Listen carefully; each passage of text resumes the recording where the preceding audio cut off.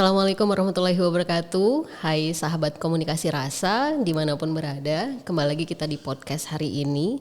Dan seperti biasa di setiap sesi kita punya tema yang menarik dan yang pastinya edukatif, informatif dan solutif untuk pendengar atau sahabat nanti lihat kemudian perhatikan dialog yang akan kami lakukan di podcast ini.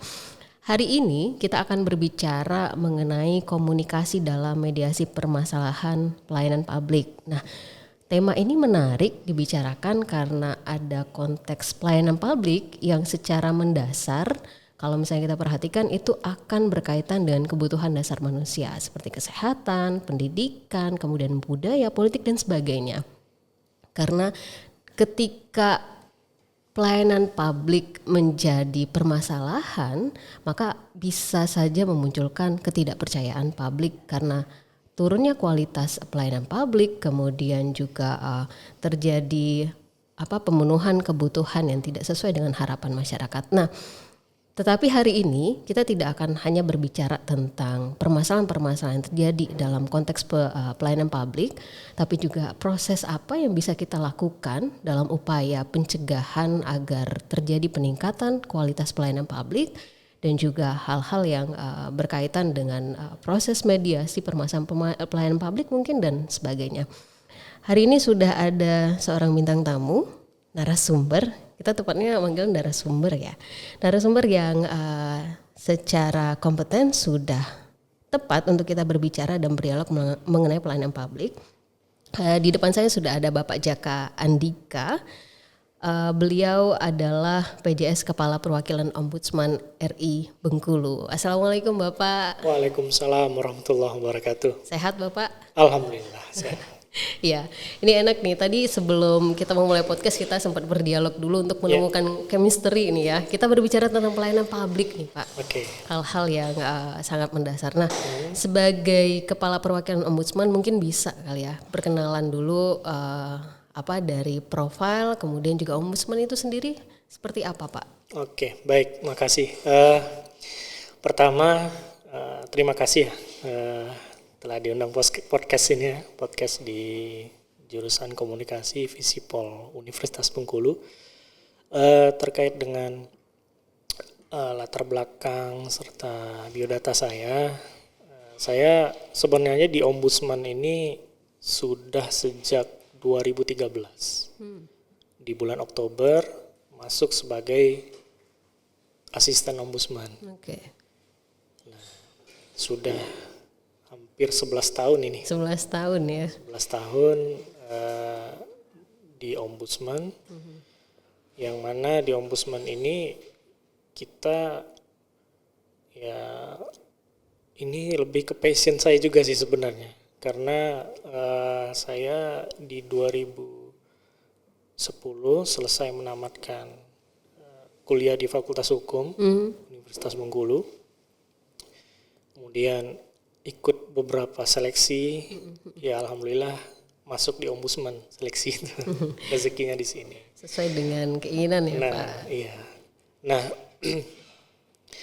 di 2013 itu Ombudsman di perwakilan khususnya di Bengkulu itu merupakan salah satu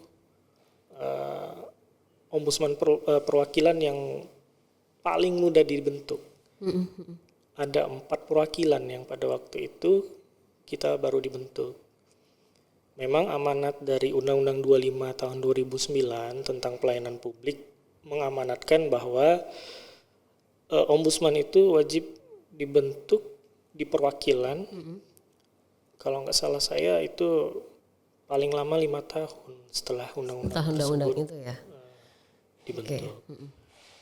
Nah, salah satu perwakilan yang paling mudah dibentuk ini ya Provinsi Bengkulu pada waktu itu, kemudian Kalimantan Tengah, Sulawesi Barat, Maluku Utara. Nah, Bengkulu salah satunya.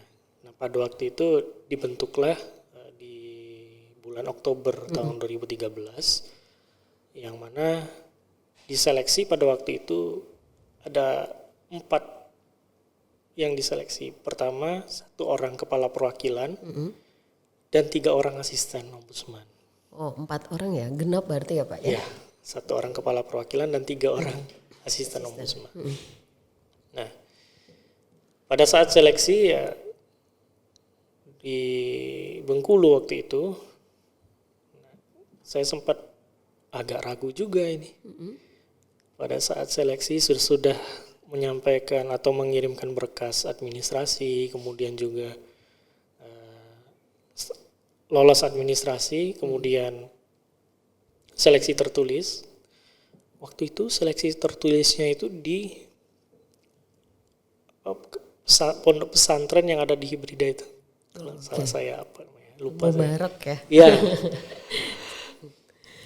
Saya datang ke sana kan, melihat sehari sebelum seleksi tertulis, saya cek ke sana.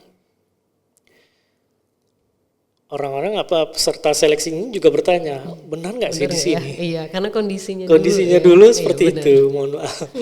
Jadi ya saya juga agak ragu akhirnya kan, enggak ini ya. Tapi ya sudahlah, besok kita cek aja, coba untuk seleksinya. Ternyata benar, seleksi di situ benar-benar dilaksanakan, seleksi tertulis yang pada waktu itu berjumlah, kalau nggak salah saya ada sekitar 120-an orang. Oh, banyak. Banyak, Pak. Peminat. Jadi yang diambil itu 3 untuk asisten ombudsman. Kepala perwakilan pada waktu itu ada, kalau nggak salah saya ada 3 atau 4 yang ikut seleksi tertulis.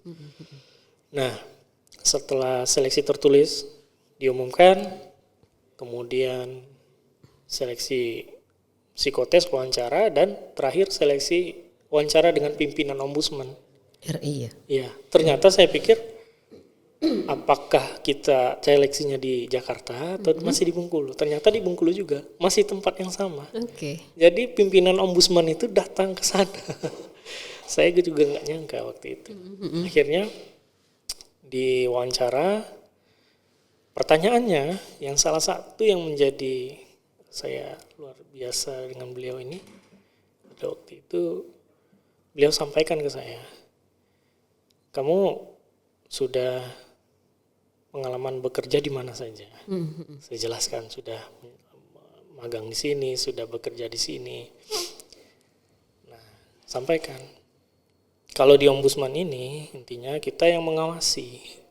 Artinya kalau kita yang mengawasi, kita harus jangan sampai di bawah yang diawasi.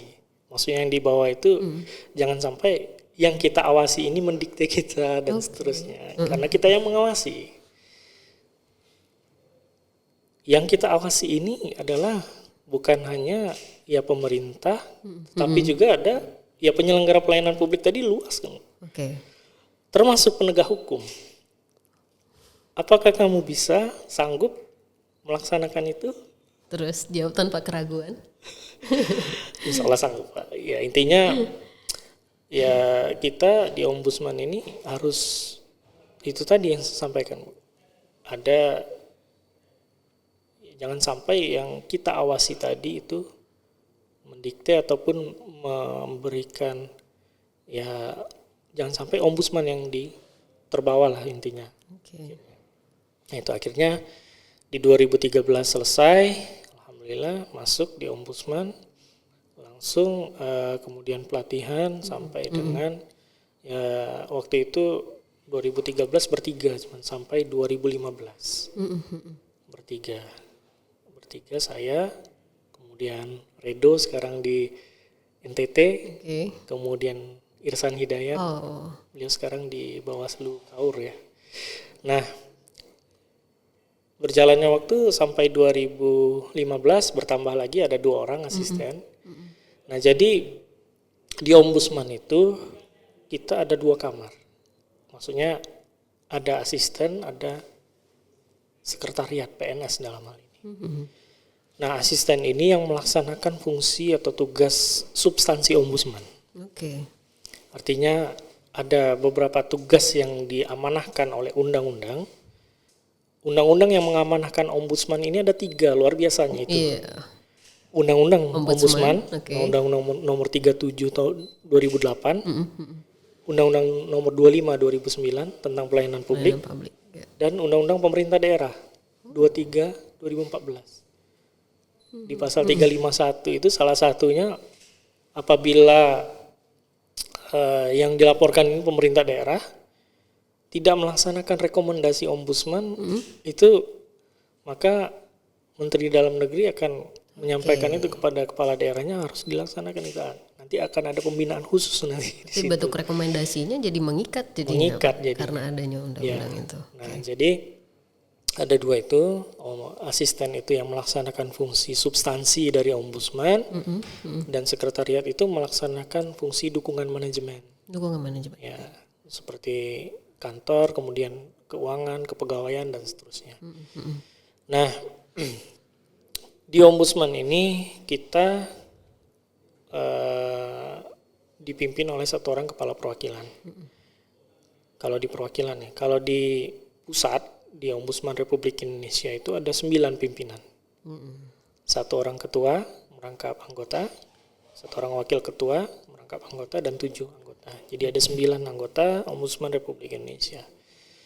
Nah, Ombudsman ini ya itu tadi berdasarkan amanah 3 undang-undang tadi. Yang pertama Undang-Undang 37, artinya di sini Ombudsman itu ya merupakan lembaga negara. Sebelumnya bukan lembaga negara, dia lembaga ad hoc, lembaga ya bisa dibilang waktu itu sementara sifatnya. Artinya dia hanya dibentuk berdasarkan peraturan yang ada di bawah undang-undang. Di tahun 2000, sebelum itu sebenarnya setelah reformasi di tahun 98, ya kita ada peralihan ya dari zaman Orde Baru ke zaman reformasi. Nah, di situ mulai keluar Undang-Undang nomor 22 tahun 99 tentang penyelenggaraan negara atau pemerintahan yang bebas bersih dari korupsi, kolusi, nepotisme. Iya. Saya juga baca itu menjadi salah satu dasar berdirinya atau didorongnya ombudsman ya. Benar. Bukan hanya ombudsman ternyata. Termasuk juga Mahkamah Konstitusi. Termasuk juga di situ Komisi Nasional Hak Asasi Manusia. Termasuk juga Komisi Pemberantasan Korupsi. Tetapi sebelum itu memang pada saat zaman Presiden almarhum Kiai Haji Abdurrahman Wahid, memang harus ada lembaga yang independen yang di bawah presiden itu yang melakukan pengawasan itu langsung. Terkait pelayanan publik itu ya. Ya, termasuk juga masalah korupsi. Karena waktu itu sebelum adanya KPK itu tahun 2003 kalau nggak salah saya. 2002 atau 2003 baru dibentuk undang-undangnya. Nah, Ombudsman ini hadir karena salah satunya itu ya. Kemudian pada waktu zaman Presiden Kiai Haji Abdurrahman Wahid itu, akhirnya setelah dikaji, didalami tentang sejarah ombudsman ini, akhirnya beliau memerintahkan pada waktu itu Jaksa Agung, Marzuki Darusman pada waktu itu, untuk mencari siapa yang bisa diberikan amanah untuk melaksanakan menjadi pimpinan ombudsman pada waktu itu. Dikajilah tentang ombudsman ini, akhirnya terbentuk, kajiannya disampaikan presiden, dan presiden pada waktu itu mengeluarkan keputusan. Keputusan presiden nomor 44 tahun 2000 tentang Komisi Ombudsman Nasional namanya. Waktu itu masih komisi, itulah namanya lembaga yang masih ya bersifat sementara. Iya. Karena masih transisi juga ya. Komisi Ombudsman Nasional pada waktu itu dilantiklah ketuanya itu salah satunya Jaksa Agung Muda Tindak Pidana Korupsi, Bapak Antonius Sujata waktu itu. Nah, berjalannya waktu sampai dengan 2008, akhirnya pada saat zaman Presiden SBY, Susilo Bambang Yudhoyono, akhirnya dibentuklah Undang-Undang nomor 37 tahun 2008 tentang Ombudsman Republik Indonesia, dan Ombudsman ini berubah, yang sebelumnya lembaga ad hoc, komisi, berubah menjadi lembaga negara dan namanya menjadi Ombudsman Republik Indonesia. Oke. Kalau sejarahnya itu sebenarnya awal mula Ombudsman itu berasal dari ya zaman Rasulullah sebenarnya. Iya, oke. Kemudian dilanjutkan oleh Khalifah Abu Bakar, Umar, yang mana yang lebih dilakukan pengawasan pada waktu itu ya pada saat Khalifah Umar. Oke. Yang mana dia turun langsung ke lapangan melihat Di masyarakat. mana pemerintahan sudah sangat terlihat. Iya. Pak, ya. Nah, di situ ternyata bangsa Skandinavia mengadopsi itu. Di Swedia, Norwegia, Finlandia itu mengadopsi sistem yang ada di Khalifah Umar waktu itu. Dan tentu di zaman Rasulullah. Nah, ternyata di sana pelayanan publiknya luar biasa sekarang. Pendidikannya terbaik, kesehatan terbaik, pelayanan publik yang luar biasa, masyarakat yang sejahteranya luar biasa. Di negara Skandinavia itu luar biasa diterapkan. Nah, akhirnya Presiden Abdurrahman Wahid mengambil itu. Dan bahasa ombudsman itu berasal dari bahasa Swedia. Oke. Yang artinya utusan dari raja, yang mana dia itu langsung melihat bagaimana roda pemerintahan, termasuk pelayanan publiknya kepada masyarakat. Yang artinya dia menyampaikan laporan kepada raja, inilah hasilnya. Ada masih seperti ini. Ya, sepertinya harusnya raja seperti ini. Dia menjadi seperti itu. Semacam penasehat raja. Benar. Nah, artinya kalau kita lihat dari sejarah pembentukan ombudsman, kemudian juga ditarik dari kondisi bangsa Indonesia, artinya ombudsman ini memang lahir dari kebutuhan untuk menciptakan satu negara yang ideal, gitu ya, atau pemerintahan yang memang dibutuhkan sama masyarakat. Nah, kalau kita berbicara lagi tentang ombudsman nih, kalau tugas dan fungsi yang bisa kita lihat secara langsung untuk ombudsman itu sendiri gimana, Pak? Jadi sebenarnya kalau tugas dan fungsi itu ya tadi sebagai amanah dari Undang-Undang Nomor 37 2008. Oh, dia langsung. Di situ ada 2 tugas yang diberikan. Sebelumnya fungsi kita itu kan mengawasi. Oke. Siapa yang kita awasi? Penyelenggara negara. Siapa itu penyelenggara negara? Ada pemerintah. Pemerintah itu ada pemerintah pusat, pemerintah daerah, pemerintah provinsi, kabupaten, kota. Kemudian juga selain pemerintah, siapa lagi yang kita awasi? Ternyata ada BUMN di situ. Oke. BUMN, kemudian juga BUMD juga. Ya. BUMD juga BHMN, Badan Hukum Milik Negara juga. Termasuk juga di situ ada badan swasta atau perorangan yang sumber pendanaannya itu berasal dari APBN atau APBD, baik sebagian atau seluruhnya. Oke. Jadi sangat luas sekali yang diawasi ombudsman ini. Saya membayangkannya langsung, wah semua lini harus lini ada ya. Iya. Karena kita lihat dari kayak struktural pemerintahan itu kan ada sampai ke wilayah masyarakat. Benar, misalnya kelurahan sampai ke RT RW sebagainya gitu. Jadi pelayanan publik yang kita awasi ini sangat luas. Jadi mulai dari kita bangun sampai dengan kita mulai kita lahir sampai dengan wafat juga itu pelayanan publik semua. Pelayanan publik. Nah, kita lahir misalnya harus ada akta kelahiran misalnya kan. Itu pelayanan publik. Mulai lahir sampai dengan wafat meninggal dunia juga kita harus ada bagaimana kita mendapatkan pelayanan khususnya administrasi misalnya untuk yang meninggal dunia itu kan pelayanan publik juga. Oke. Dari mulai kita lahir sampai dengan wafat pelayanan publik artinya. Nah, yang kita awasi itu luas sekali artinya. Makanya. Tapi kalau misalnya pelayanan publik yang begitu luas, tapi apakah memang ombudsman pada akhirnya memang melakukan pengawasan terhadap semuanya itu, Pak? Nah, jadi gini. Dari fungsi pengawasan tadi, artinya kan kita mengawasi tadi ya. Ada tugas yang diberikan tadi. Tugasnya itu 2 kalau saya simpulkan. Pertama, kita menerima dan menindaklanjuti laporan, aduan, baik itu dari masyarakat maupun dari inisiatif ombudsman. Yang kedua, kita melakukan pencegahan maladministrasi. Oke, pencegahan. Dengan dua tugas ini kita melaksanakan fungsi pengawasan tadi. Apakah efektif? Ya tentu harus ada diimbangi juga dengan selain pertama harus ada kewenangan juga. Oke. Kewenangannya seperti apa? Apakah bisa melaksanakan pengawas, maksimalkah melaksanakan pengawasan? Ya tentu itu harus diimbangi dengan kewenangan yang diberikan. Nah, tugas kita dua tadi kalau saya simpulkan, selain tugas yang diberikan oleh undang-undang yang kita laksanakan dua tadi. Nah, kewenangan kita seperti apa?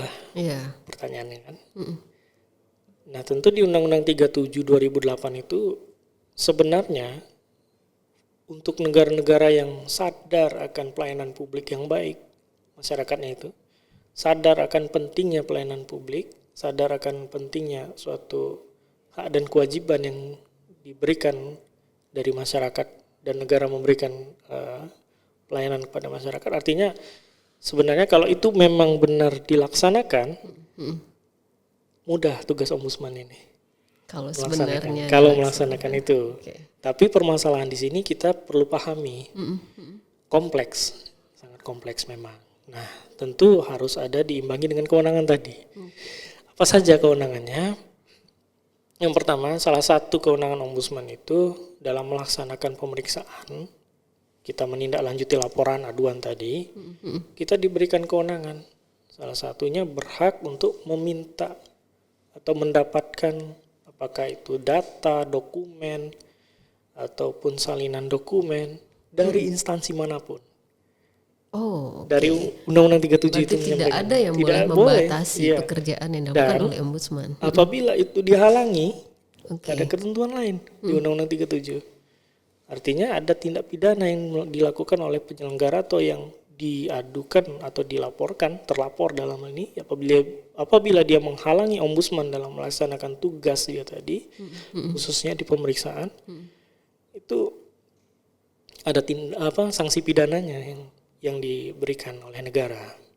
Artinya di sini ombudsman sebenarnya bisa melaksanakan itu. Tinggal lagi bagaimana kesiapan dan juga kesadaran dari masyarakat dan juga penyelenggara negara yang dalam hal ini ombudsman awasi dan berikan haknya dalam mengawasi. Oke, tadi sempat diucapkan tentang bagaimana masyarakat juga mestinya paham ya apa yang harusnya ada tersedia. Berarti kita berbicara tentang hak dan wewenang, hak dan kewajiban ya dari masyarakat yang kemudian nanti deh kita belum berbicara ke permasalahan ini ya Pak ya. Kita bicara dulu nih, artinya harus ada kesadaran terlebih dahulu bahwa masyarakat pun juga ada batasan yaitu hak dan kewajiban.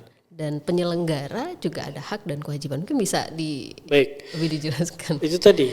Jadi ada 3 undang-undang tadi kan. Yang pertama Undang-Undang 37 yang mengatur tentang ombudsman sendiri. Yang kedua itu tentang pelayanan publik. Kita berbicara tentang pelayanan publik kalau terkait dengan hak dan kewajiban di masyarakat. Nah, masyarakat ini ya kita semua intinya berhak untuk mendapatkan pelayanan yang berkualitas. Karena kita kembalikan lagi ke konstitusi kita di Undang-Undang Dasar kita di pasal 33 ayat 3, seluruh kekayaan alam ini dipergunakan, dikuasai oleh negara dan dipergunakan untuk sebesar-besarnya kemakmuran, kemaslahatan dan kesejahteraan rakyat. Artinya ada fungsi pelayanan publik di situ.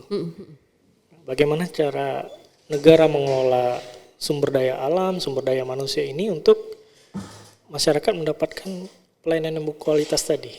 Artinya rangkaian itu tadi ada pelayanan publiknya di situ. Dan itu harus berkualitas. Nah, di Undang-Undang 25 2009 di situ dijelaskan bahwa ada hak-hak masyarakat yang harus diberikan oleh negara dalam hal ini pemerintah, khususnya tentang pelayanan publik. Nah, kita pahami dulu pelayanan publik itu seperti apa. Ya, ini dulu nih. Jangan-jangan pelayanan publik itu kita tidak hanya berbicara tentang hal yang tampak, yang tidak tampak boleh nggak sih Pak kita bicarakan gitu? Karena beberapa mungkin ada celetukan dari masyarakat, oh kami tidak dilayani dengan baik gitu. Artinya memang pelayanan itu apakah hanya sebatas administrasi di sini atau non administrasi juga?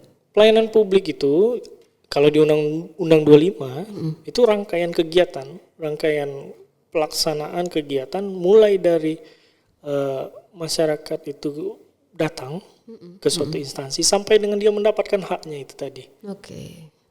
Itu ya siapa yang memberikan itu? Ya pemerintah dalam hal ini, penyelenggara negara yang saya sebutkan tadi. Nah, itu yang memberikan pelayanan. Apa saja yang diberikan? Itu ada 3 di Undang-Undang 25 itu. Pertama, pelayanan barang, pelayanan jasa, dan pelayanan administratif. Makin luas nih jadinya. Makin luas jadinya. Nah, pertanyaannya, apakah saat ini pelayanan 3 tadi yang diamanahkan oleh undang-undang itu sudah terlaksana dengan baik atau belum? Itu yang menjadi persoalannya, pertanyaan yang jadi ya kita juga harus menjawabnya bukan hanya di Ombudsman. Seluruh kita ya melihat bagaimana, karena yang mengawasi tentang pelayanan publik itu bukan hanya Ombudsman loh. Oke. Di Undang-Undang 25 itu ada 2 pengawas itu. Pengawas internal dan pengawas eksternal. Pengawas internal itulah aparat pengawas internal pemerintah, APIP, bisa inspektorat dan seterusnya. Yang kedua, Eksternalnya. ya eksternal. Eksternal ini masyarakat di dalamnya ada. Masyarakat, Ombudsman, dan Dewan Perwakilan Rakyat Legislatif. Itu yang mengawasi. Nah, jadi fungsi pengawasan ini ada dua ini, di 2 ini loh. Apakah 2 ini sudah berjalan dengan baik atau belum? Nah, itu yang menjadi persoalannya. Dan masyarakat apakah sudah memahami hak-haknya dalam mendapatkan layanan dan sudah juga memberikan kewajibannya. Nah, ada juga kewajiban loh masyarakat, bukan cuma hak. Oke. Nah, kewajibannya apa saja? Yang pertama, masyarakat itu bisa memberikan, ya, wajib menyampaikan masukan saran terhadap penyusunan apabila penyelenggara negara ini, pemerintah menyusun standar layanan, wajib itu kita berikan masukan. Harus ada elemen Harus masyarakat, ada elemen maksudnya masyarakat di situ. Ada termasuk juga akademisi dan seterusnya.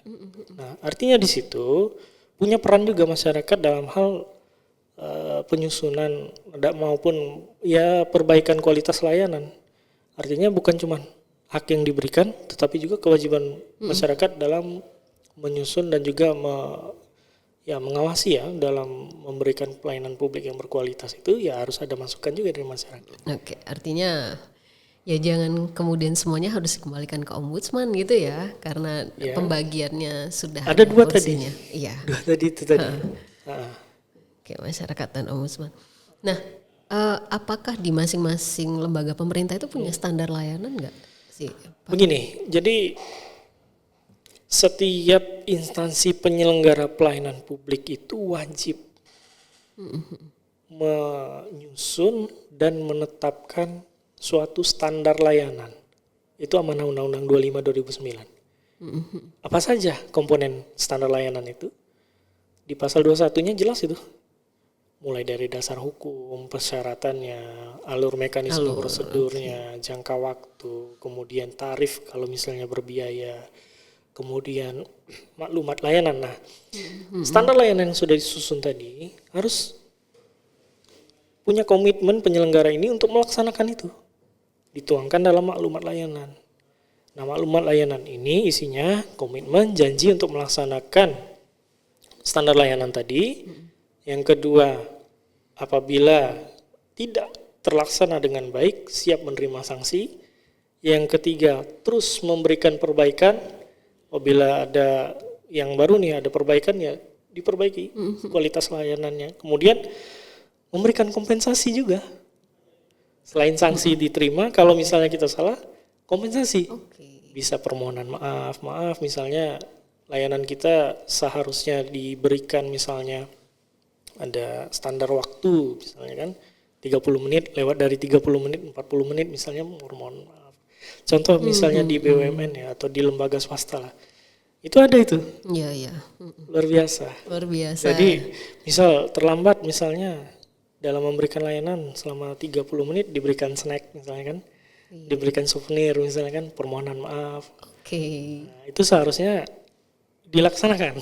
Itu ada bentuk kompensasi Bentuk kompensasi yang juga. menjadi hak juga ya Iya. untuk si penerima layanan. Ya itu dituangkan dalam maklumat layanan. Artinya masyarakat mengetahui, oh ini kalau misalnya ini ada loh ininya kompensasinya. Dan itu harus ditampilkan. Nah, ini hati-hati nih untuk seluruh penyelenggara ya. Iya, Bukan makanya hanya itu. pemerintah tapi juga swasta, BUMN, BUMD dan sebagainya. Benar. Nah, Pak, artinya memang kompleks ya dan banyak sekali tugas dari ombudsman maupun pelayanan yang harus diberikan atau harus diawasi. Nah, boleh nggak kita masuk ke konteks permasalahan yang atau boleh cerita 11 tahun di ombudsman itu permasalahan yang diterima kemudian proses yang dijalani itu pasti waktunya akan banyak ya. Saya membayangkan ya dia harus klarifikasi terlebih dahulu dari menerima laporan terus harus dicek dokumen dan sebagainya. Pernah tidak itu yang berjangka waktu yang sangat panjang atau? Jadi begini, kalau di ombudsman itu kita berbicara tentang laporan masuk ya dan ditindaklanjuti. Jadi apabila ada laporan masuk di ombudsman, maka ada tahapan. Nah di ombudsman ini amanah undang-undang 25 itu apabila masyarakat ingin menyampaikan aduan atau laporan ke ombudsman, ombudsman wajib menerima. Artinya apa? Apapun laporan. Apapun laporan. Pernah kami itu menerima laporan tentang masalah tindak pidana, masalah keperdataan. Jadi kita terima semua. Nah nanti setelah kita terima tentu ada mekanisme di situ.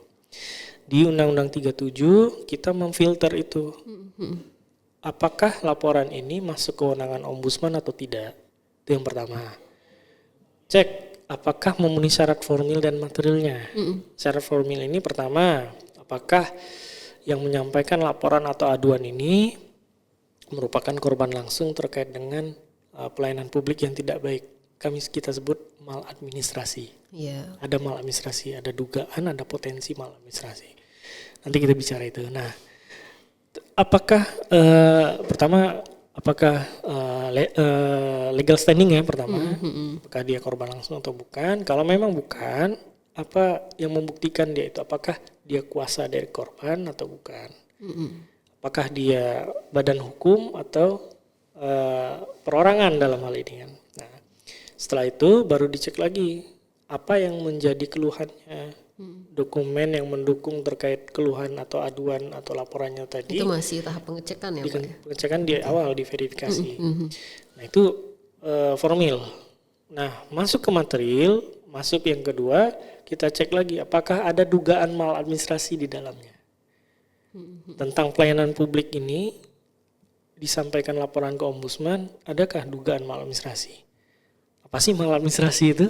Nah sebenarnya di Undang-Undang 37 di pasal 1 angka 3 dijelaskan bahwa maladministrasi itu perbuatan hukum termasuk melawan hukum, penyalahgunaan wewenang, termasuk pengabaian kewajiban tadi yang di dalamnya. Nah, yang mengakibatkan kerugian baik material maupun imaterial.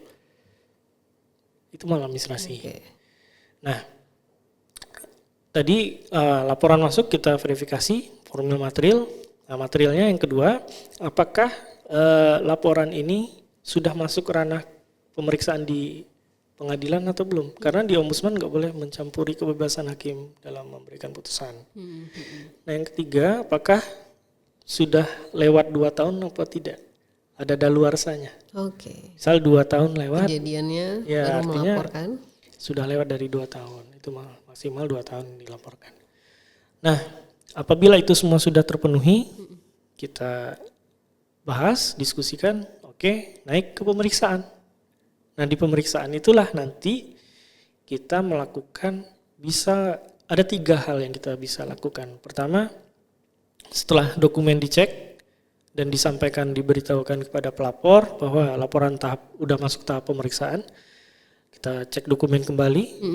Masih adakah yang masih perlu kita lengkapi kepada pelapor atau tidak? Kalau memang sudah lengkap, kita tindak lanjuti. Ada 3 hal yang kita tindak lanjuti. Bisa melakukan permintaan klarifikasi namanya. Klarifikasi itu bisa kita undang atau panggil ke kantor, ke ombudsman. Bisa kita melakukan klarifikasi langsung ke instansi yang dilaporkan. Bisa kita melakukan klarifikasi secara tertulis melalui surat. Dan pihak yang dilaporkan dalam hal ini wajib menindaklanjuti klarifikasi ombudsman itu 14 hari kerja.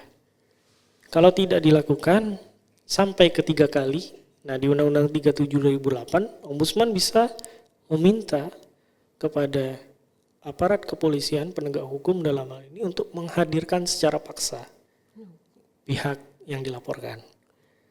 Itu salah Karena satunya. ada wewenang juga ya untuk yang klarifikasi. Yang kedua, kita bisa melaksanakan investigasi lapangan.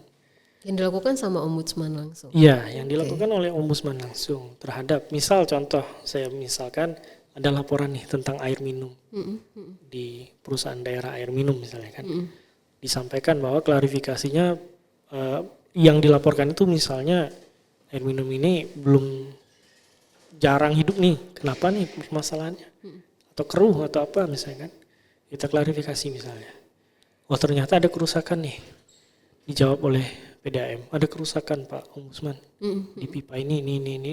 Oke, kerusakan. Kita cek lapangan. Oke. Benar nggak rusak? Benar nggak ya? Nah itu bisa investigasi lapangan. Nah yang ketiga bisa konsiliasi namanya. Beda lagi ya. Ini ada proses-proses komunikasi yang panjang sebenarnya ya. Disitulah peran komunikasi yang sangat penting di situ. Jadi di situ ada konsiliasi. Nah muaranya nanti itu laporan hasil pemeriksaan yang mana disampaikan kepada kalau misalnya kesimpulannya itu ada 3 nanti. Ditemukan maladministrasi, nanti kita berikan tindakan korektif. Yang kedua, tidak ditemukan maladministrasi. Yang ketiga, ditemukan maladministrasi namun diselesaikan pada saat kita proses pemeriksaan. Nah itu. Muaranya nanti tindakan korektif yang kita tuangkan dalam laporan hasil pemeriksaan. Nah tadi kami pernah nih, ya itu tadi saya sampaikan. Itu ya pentingnya komunikasi dan bagaimana cara kita menghandle ataupun menerima pelapor pada saat pertama kali. Kalau saya membayangkannya panjang ya prosesnya ya Pak. Iya. Tapi saya berpikir tadi bisa nggak sih ombudsman itu melakukan penanganan ketika laporan itu tidak dilayangkan secara tertulis atau secara resmi. Saya banyak ya sekarang itu banyak permasalahan yang masyarakat tuangkan dalam media sosial misalnya kan, karena memang apakah masyarakat tidak tahu harus seperti apa gitu. Kemudian ombudsman memantau itu, oh ya memang terjadi permasalahan. Bisa nggak sih ombudsman bergerak berdasarkan itu atau itu memang harus resmi semuanya? Itu tadi saya jelaskan di awal tadi kan kita ada 2 tadi. Kita dalam hal terkait dengan laporan. Laporan itu ada laporan masyarakat dan laporan inisiatif ombudsman. Oke. Nah, laporan inisiatif ombudsman ini kita lihat mengumpulkan informasi dulu nih. Kita kumpulkan informasi baik itu dari masyarakat sendiri, baik itu dari media, baik media sosial, elektronik, cetak dan seterusnya, terhadap adanya potensi maladministrasi. Potensi dulu ya. Ya, potensi maladministrasi terkait apa nih? Substansi pelayanan publik itu sangat luas. Mulai dari pelayanan dasar, ya di situ ada kesehatan, pendidikan, kemudian sosial, jaminan sosial ya, kemudian juga perumahan pemukiman dan seterusnya, administrasi kependudukan. Itu kita cek ada nggak potensi maladministrasi yang terjadi di sektor pelayanan publik itu. Ya, artinya selain menerima laporan juga harus membuka mata ya. Benar. Jadi stelsa atau pola ombudsman mengawasi ini dalam hal laporan itu bukan hanya menunggu menerima laporan dari masyarakat saja, tapi ada juga melakukan ya aktif dalam hal ini, melakukan inisiatif atas prakarsa sendiri. Oke. Ya, Pak Jaka, kalau misalnya melihat polanya ya, masyarakat nih masih banyak yang mengeluh di media sosial gitu. Karena mungkin mereka banyak yang belum tahu nih mereka harus kemana dan lapor kemana misalnya. Kalau misalnya langsung tembak di pelayanan atau yang penyelenggara pemerintah, mereka pasti nggak berani nih, mungkin nggak berani atau akan ditembak langsung atau seperti apa gitu. Nah, cara ombudsman ada nggak sih melakukan pendekatan atau pola komunikatif ke masyarakat? Jadi selain ke penyelenggara pemerintah, itu juga ke masyarakat. Ada nggak pendekatan cara langsung. Ya, jadi kita memang menyadari ya kalau saat ini ya perlu diviralkan dulu dalam tanda kutip ya terkait dengan ya beberapa Permasalahan apapun. Iya, permasalahan apapun. Termasuk pelayanan publik, apalagi pelayanan publik kan. Ya, kita juga melihat, memantau di media sosial itu ya luar biasa ya, luar biasa untuk masyarakat menyampaikan, dalam hal ini netizen menyampaikan, oh ini pelayanan publik yang kurang baik nih, dimasukkan ke dalam ini, masuk sampai terjadi viral. Sebenarnya dua hal sih saya lihat. Pertama, ada positif dan negatifnya juga. Tentu posisi positifnya itu bisa langsung cepat direspon memang. Memang beberapa belakangan ini yang saya lihat, apabila sesuatu hal terjadi viral, misalnya pelayanan publik, itu cepat responnya. Positifnya ya? Positifnya cepat. Nah yang negatifnya ini, kebenarannya ini.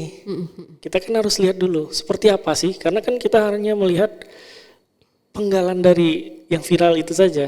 Belum secara komprehensif, belum secara menyeluruh kita cek benar kebenarannya itu seperti apa sih sebenarnya. Nah di Ombudsman ini ya harus seperti itu. Jadi disitulah ada pentingnya komunikasi di sini. Kemudian Ombudsman juga ada asas yang kami pegang yaitu imparsial. Artinya kita tidak memihak antara pelapor dan terlapor dalam hal ini. Kita hanya ingin apakah pelayanan publik yang diselenggarakan oleh instansi penyelenggara pelayanan publik ini berjalan dengan baik, maksimal, berkualitas nggak dengan masyarakat yang mendapatkan layanan tadi. Itu yang kita perlu pastikan. Nah, makanya kita apresiasi apabila ya pemerintah penyelenggara langsung respon apabila ada yang viral. Cuman masalahnya masa nunggu viral terus dalam tanda kutip kan. Tagline-nya gitu ya. Masa harus nunggu viral dulu. Masa harus nunggu viral dulu. Dan yang kedua, kita harus melihat secara menyeluruh, secara holistik, komprehensif terkait permasalahan yang diviralkan tadi. Seperti apa sih gambaran secara menyeluruhnya. Makanya Ombudsman di situ ada peran inisiatif tadi. Kita mengumpulkan informasi dulu nih. Itu yang saya sampai nggak bisa langsung reaktif ya. Nggak bisa. Kita harus melihat dulu seperti apa yang sebenarnya.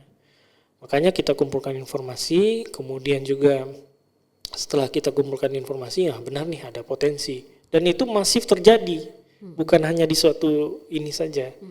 Artinya ada juga di daerah ini misalnya. Di daerah ini terjadi juga misalnya kan. Nah itu artinya masif terjadi potensinya. Ya kita turun, baru kita sampaikan korektif, tindakan korektif tadi. Oke. Jadi 11 tahun nih, saya penasaran aja nih Pak Jaka ya. Iya. 11 tahun berkecimpung di di bidang pelayanan publik ataupun pengawasan pelayanan publik. Mau bercerita sedikit pengalaman Pak Jaka sendiri terkait apa yang kemudian menjadi temuan Pak Jaka terkait dengan peningkatan kualitas pelayanan publik terutama di Bengkulu.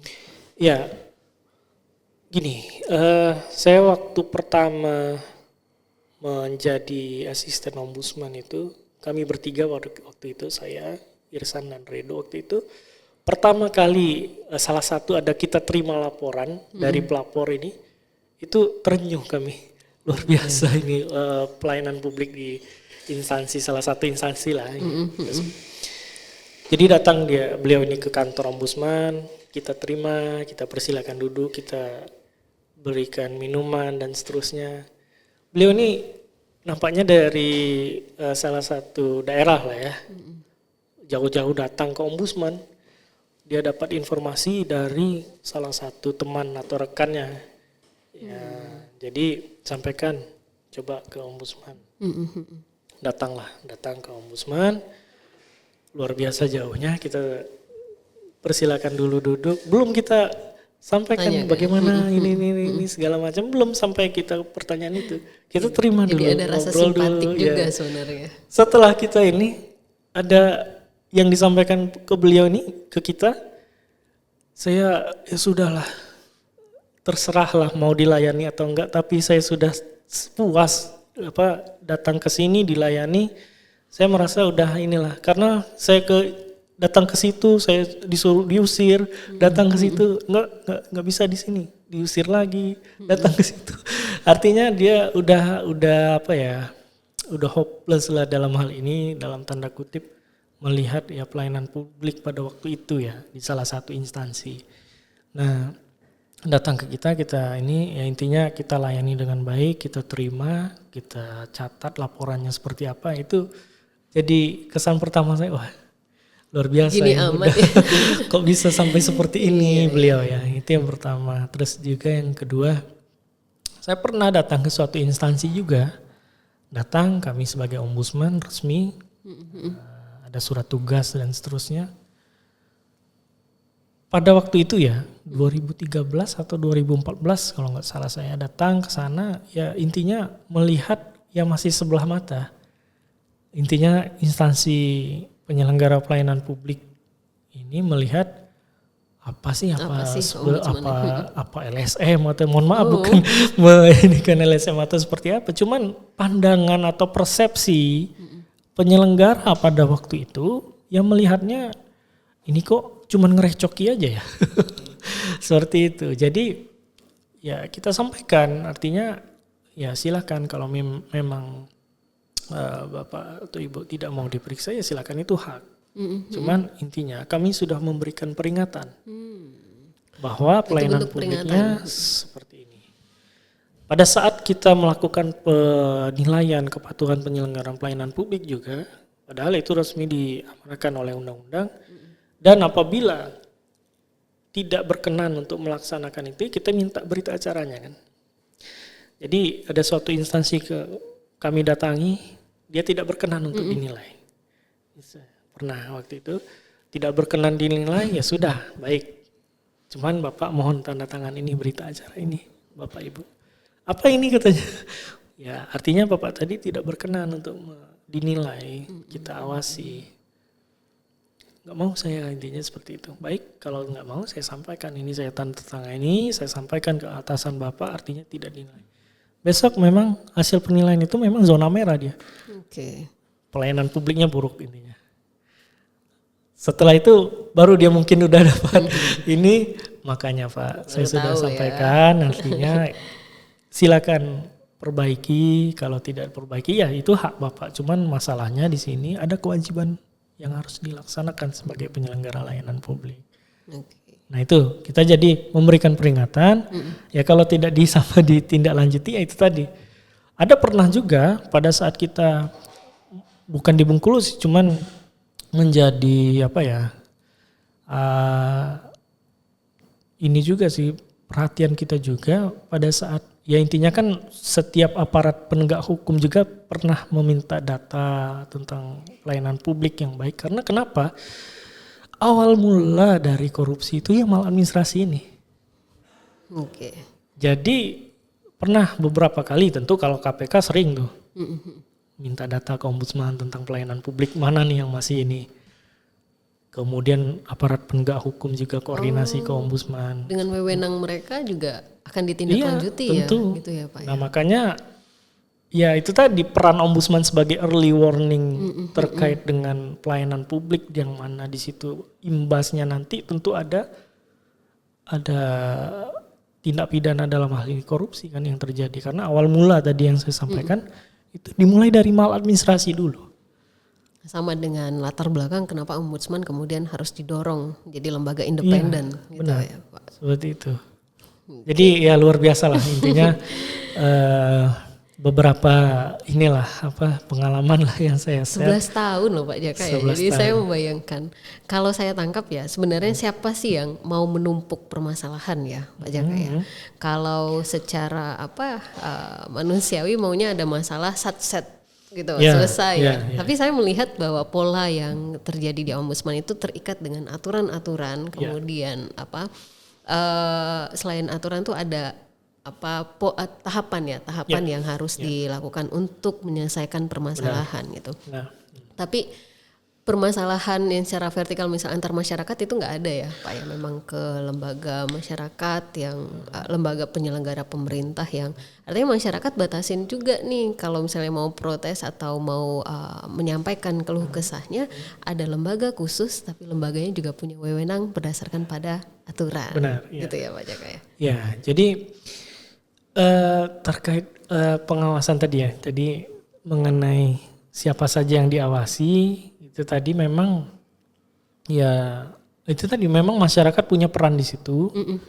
Nah, ombudsman di sini yang memiliki peran ya dia pertama sebagai pemberi yang mengingatkan ya, mengingatkan, kemudian juga ada peran magistrator of influence.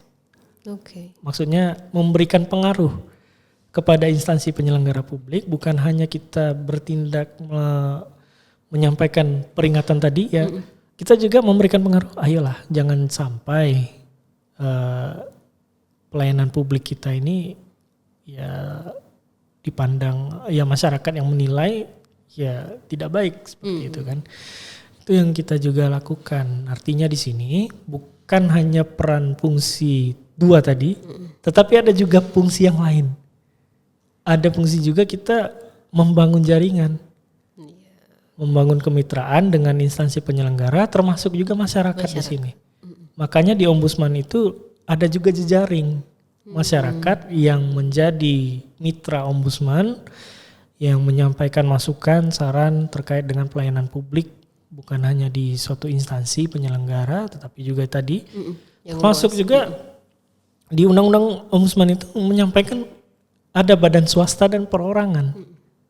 Yang mana itu yang menjadi objek pengawasan ombudsman. Siapa itu badan swasta atau perorangan tadi yang diberikan misi khusus atau diberikan tugas oleh negara untuk memberikan layanan publik kepada masyarakat. Contoh sekolah swasta itu misalnya. Oh, oke. Karena kan dia ada bantuan operasional juga dari pemerintah, dari negara kan. Ada BUMN, ada APBN atau APBD yang masuk di situ. Rumah sakit swasta misalnya. Termasuk juga di situ. Termasuk lembaga-lembaga hukum yang juga mendapat bantuan dari negara. Karena ada anggaran tadi APBN atau APBD yang baik sebagian atau seluruhnya yang menjadi. Ya, dia melaksanakan fungsi pelayanan publik. Nah, ombudsman harus awasi itu. Oke. Nah, menarik ya. Saya juga jadi banyak tahu hal artinya memang pelayanan publik itu mendasar artinya dan sangat cepat direspon oleh masyarakat karena memang terkait dengan kebutuhan mereka ya Pak Jaka ya, kesehatan. Jadi kalau misalnya pengalaman nih dengan terkait kesehatan, pendidikan yang masyarakat terasa ini pelayanannya gimana sih? Nah pasti masyarakat langsung bereaksi ini maksudnya kami harus kemana gitu. Nah setelah adanya ombudsman ini menjadi mediator lah ya atau lembaga yang memang khusus kalau ada yang dianggap itu perlu untuk dilaporkan ya masyarakat bisa melaporkan siapapun itu ya. Tapi butuh bukti juga Pak Jaka? Ya jadi gini untuk masyarakat ini kan punya hak tadi kan.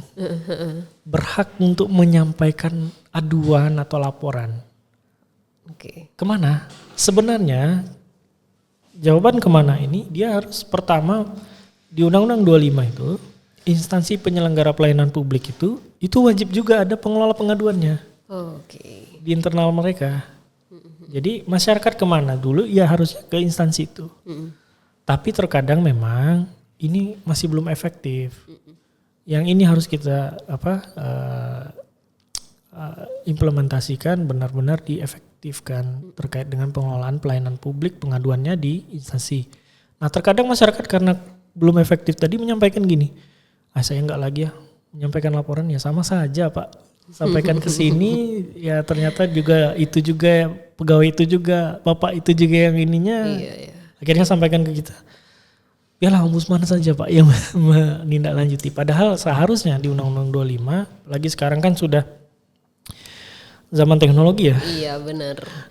Artinya kan harusnya sudah ada pola pengelolaan pengaduan, complaint handling yang ada di instansi penyelenggara pelayanan publik. Nah itu sebenarnya yang harus terus diimplementasikan, terus maksimalkan di situ. Oke. Karena regulasinya jelas mulai dari Undang-Undang 25, PP 96 tentang pelaksanaan Undang-Undang 25 sampai dengan Perpres 76 2013. Udah 11 tahun juga Perpres itu jalan sampai keluar dengan e-lapor, SP4N dan seterusnya itu kan sudah banyak kanal pengaduan itu yang bisa masyarakat salurkan. Tapi terkadang itu tadi permasalahannya, bagaimana efektivitasnya, bagaimana pola penanganan pengaduannya, apakah efektif menyelesaikan pengaduan masyarakat atau laporan, bagaimana penyelesaiannya tadi ya. Nah, balik lagi kalau memang itu tidak diselesaikan, kembalinya ke ombudsman juga. Jadi link lapor SP4N dan seterusnya, sistem pengelolaan pengaduan pelayanan publik nasional itu, apabila instansi penyelenggara itu tidak memberikan respon atau menindaklanjuti aduan, masuknya ke ombudsman juga ini. Jadi harusnya kita terus sampaikan, makanya di penilaian penyelenggara pelayanan publik itu kita lihat bagaimana efektivitas dan pengelolaan pengaduan di instansi penyelenggara pelayanan publik itu sudah maksimal atau belum. Oke, baik Pak Jaka. Iya, kalau misalnya melihat hal itu memang semestinya memang ruang yang sudah sangat terbuka untuk saya melihat bahwa ombudsman sudah mulai mungkin baru sekarang sih saya membacanya, tapi saya yakin sudah sejak tahun-tahun sebelumnya pendekatan kepada penyelenggara pemerintah dan juga masyarakat sudah dilakukan oleh ombudsman gitu. Memang ruang komunikasi yang semakin terbuka itu sebenarnya peluang juga untuk ombudsman melakukan pendekatan baik kepada masyarakat melalui kanal-kanal informasi misalnya, kemudian juga ke instansi pemerintah. Nah, terakhir nih Pak Jaka, sebagai tema kita hari ini, apa yang memang sudah dan akan disiapkan oleh ombudsman terkait dengan problem pelayanan publik yang ada di sekitar kita saat ini, Pak Jaka? Iya, ini baru masuk tema nih ya. Padahal baru pengantar tadi udah luar biasa. Jadi tantangan memang ini menjadi tantangan kita di ombudsman terkait dengan bagaimana masyarakat dan juga penyelenggara pelayanan publik itu benar-benar menyadari, memahami akan pentingnya pelayanan publik ini. Nah, jadi di sini kami sampaikan berdasarkan tugas wewenang yang kami diamanahkan oleh undang-undang yang kami laksanakan, tentunya itu tadi kita tentu harus maksimal dalam melaksanakan pengawasan ini. Itu yang pertama. Maksimalnya seperti apa? Ya kewenangan yang sudah diberikan oleh undang-undang itu harus kita laksanakan, kita jalankan benar. Nah, itu yang pertama. Yang kedua, itu ada peran pencegahan tadi. Makanya di ombudsman kita perlu, yang pertama kita kalau pencegahan itu ada kajian namanya, yang mana kajian ini ada kajian cepat, rapid assessment dan juga kajian sistemik menyeluruh. Kajian ini melihat ada potensi maladministrasi tadi, ternyata terjadi di beberapa tempat. Nah, kita sampaikan saran perbaikan, muaranya saran perbaikan. Saran perbaikan tadi dilaksanakan, artinya kita sudah mencegah terjadinya potensi maladministrasi. Nah, itu juga kita lakukan, maksimalkan. Yang ketiga, itu tadi penilaian kita, salah satunya bagaimana fungsi pengelolaan pengaduan itu berjalan dengan baik.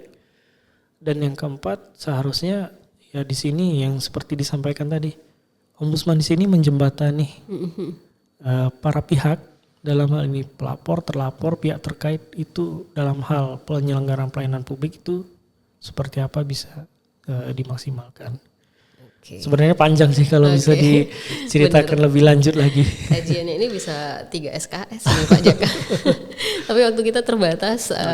Terima kasih banyak Pak Jaka yang sudah bersedia hadir menjadi narasumber kita di podcast hari ini. Dan sahabat komunikasi rasa, informasi ini memang menjadi satu momen yang sangat edukatif ya untuk masyarakat. Artinya pelayanan publik ini memang dekat sekali dengan kita, tetapi ada proses, prosedur dan juga pastinya partisipasi dari kita semua. harapan kita adalah peningkatan kualitas pada pelayanan apapun, baik itu penyelenggara negara maupun instansi tadi yang disampaikan oleh Pak Jaka. Dan partisipasi kita semua diharapkan agar harapan kita terhadap peningkatan kualitas pelayanan publik ini bisa tercapai. Gitu.